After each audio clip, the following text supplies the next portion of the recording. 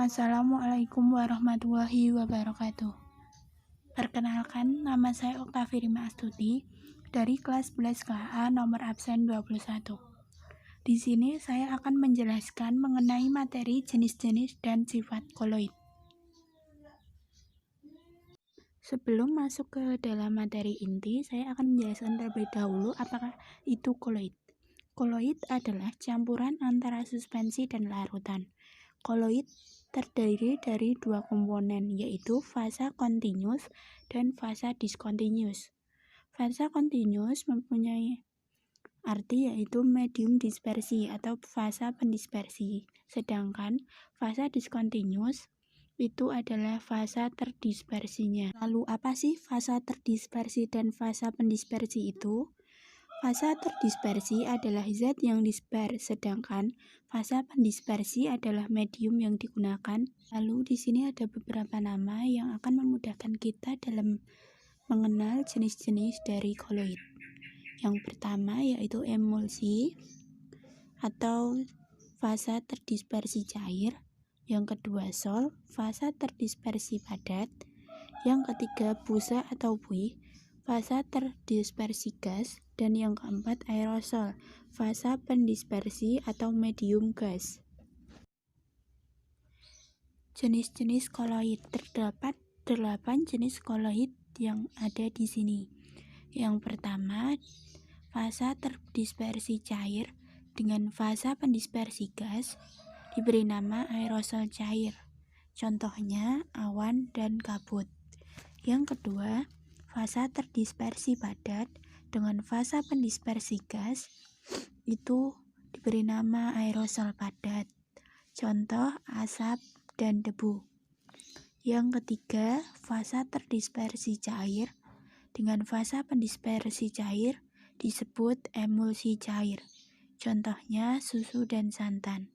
Yang keempat, fasa terdispersi cair dengan fasa pendispersi padat disebut emulsi padat. Contohnya keju dan jeli. Yang kelima, fasa terdispersi padat dengan fasa pendispersi cair disebut sol cair. Contohnya tinta dan saus.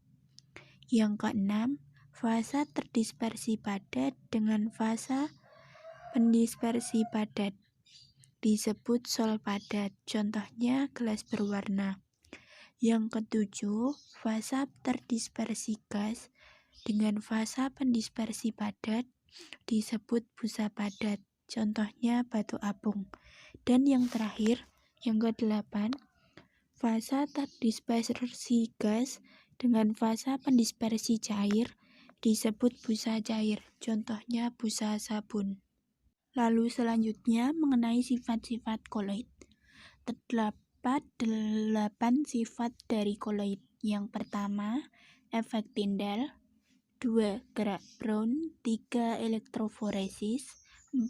Adsorpsi. 5. Dialisis. 6. Koloid liofil dan koloid liofob. 7. Koloid pelindung. Dan 8. Koagulasi.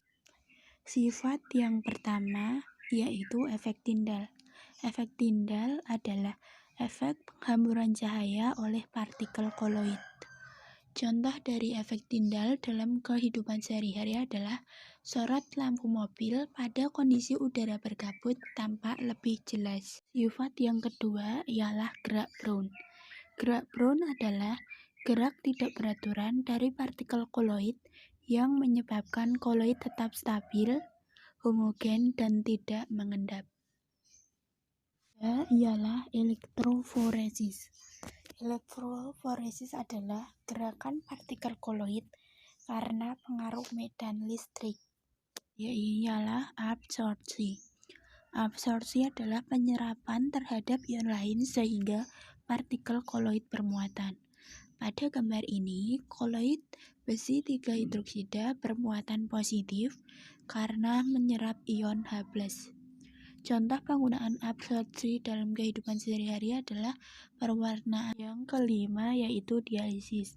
Dialisis adalah proses penghilangan ion yang mengganggu kestabilan koloid dengan cara penyaringan. Contoh penerapannya ialah proses pemisahan hasil metabolisme dari darah oleh ginjal. 6. Koloid liofil dan koloid liofob. Koloid dengan medium dispersi cair dibedakan menjadi koloid liofil, suka cairan, dan koloid liofob, benci cairan. Jika medium dispersi air, maka dibedakan menjadi koloid hidrofil, suka air, dan koloid hidrofob, benci air. Koloid pelindung. Koloid pelindung adalah koloid yang dapat melindungi koloid lain agar tidak terjadi koagulasi. Contoh penerapan koloid pelindung adalah pada gelatin. Koloid pelindung untuk mencegah terbentuknya kristal es pada es krim. Dan yang terakhir adalah koagulasi. Koagulasi adalah penggumpalan koloid akibat hilangnya muatan koloid. Contoh penggunaannya adalah lumpur dalam air digumpalkan menggunakan tawas. Demikian presentasi dari saya, kurang dan lebihnya mohon maaf. Wassalamualaikum warahmatullahi wabarakatuh.